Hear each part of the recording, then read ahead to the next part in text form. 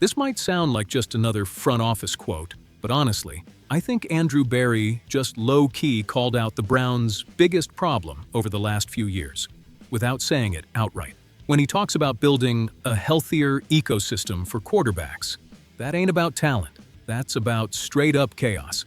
And let's be real, it kinda sounds like a pretty clear shot at what this team looked like under Stefanski.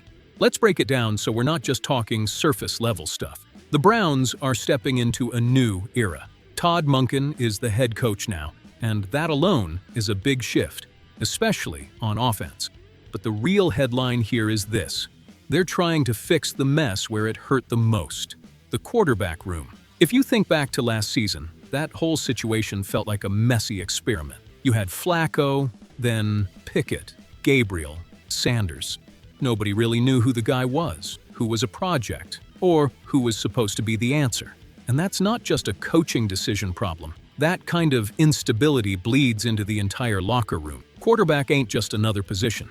That's your tempo, your leadership, your confidence, your offensive identity. And when you've got 4 dudes rotating with no clear pecking order, that's not healthy competition.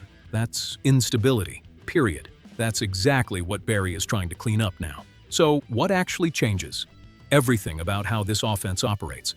First off, there's finally a clear battle. Deshaun Watson versus Shedeur Sanders. No confusion. No, we'll figure it out mid-season. No random switches every other week. That alone helps with playbook consistency chemistry with receivers, leadership in the huddle trust from the offensive line. Second, and this is even bigger, the environment around the QB. Berry didn't just mention hierarchy. He said ecosystem. That includes a more stable offensive line, a coaching staff on the same page, a clear development plan, less chaotic pressure from the fan base.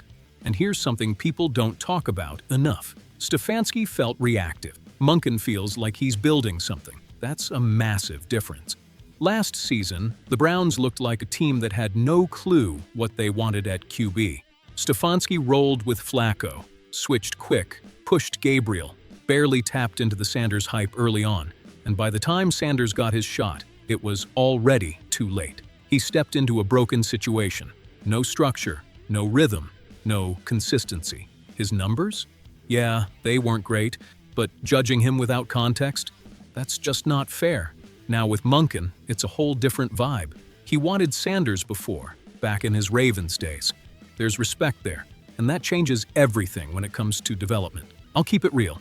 I'm with Berry on this, 100%. The Browns' problem wasn't just who was playing quarterback. It was the environment those guys were thrown into.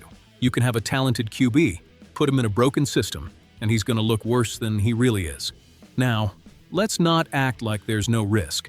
Cleaning up the depth chart doesn't fix everything. If Watson doesn't come back physically right, or Sanders doesn't improve his reads, you've still got issues. But at least now, if it fails, it'll be clear why. No more hiding behind internal confusion. One thing that actually gets me hyped as a Browns fan, the offensive line rebuild. Yeah, losing guys like Bitonio and Teller hurts, but the unit looks deeper now, and that's huge for evaluating any QB. Last year, a lot of bad decisions came from constant pressure. With better protection, Watson can finally push the ball downfield. Sanders can develop timing and confidence. Then, we'll really see who's who. No excuses. Possible scenarios. Best case, Watson comes back healthy, locks in as QB1, plays at a high level. Sanders develops as a solid backup with time and structure. Result? The Browns compete now and still have a plan for the future. Middle ground. Watson is inconsistent. Sanders flashes. Competition stays alive, but within a structured system.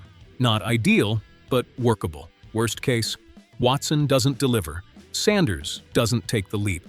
And by 2027, the Browns are still searching. But this time, they'll at least have clarity heading into the draft. For me, the biggest thing isn't even who starts. It's that, for the first time in a while, the Browns actually look like they know what they're building at quarterback. And that alone? That's a big deal in Cleveland.